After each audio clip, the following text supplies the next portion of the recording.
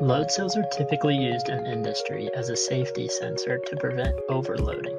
A common example of a load cell in your everyday life would be a bathroom scale.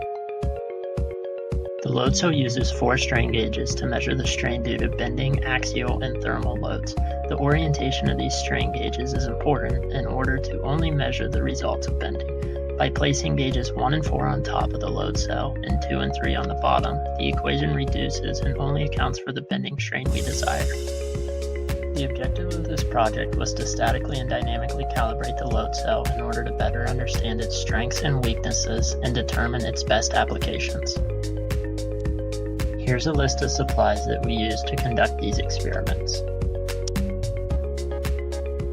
This is the circuit diagram for our project. The potentiometer was used to drop the 15-volt input to 5 volts for the load cell, while the amplifier was used in conjunction with a 100 ohm resistor to increase the gain of the system.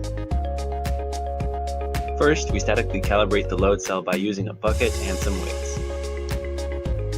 6 2.5 pound weights were incrementally added to produce a measurable strain on the load cell.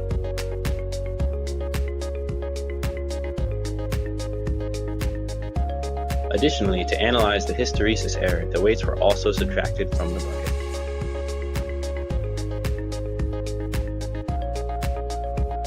The figure shows a linear regression of the static calibration, which almost perfectly fits the data. The sensitivity of the system was determined to be 0.4647 volts per kilogram. Out of all the errors, the sensitivity error was the greatest. This is likely due to the instability and inconsistency of the weight loading mechanism.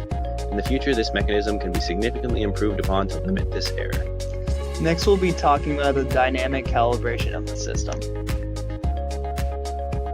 After collecting 9 usable datasets and plugging them into the spectrum function, the natural frequency was found.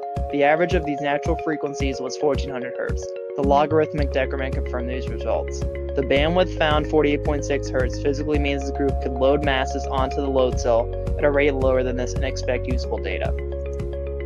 The main difficulty the group encountered was the C-clamp. When hitting the load cell, the C-clamp created resonance. To combat this, one group member held the C-clamp lightly while the other hit the end of the load cell.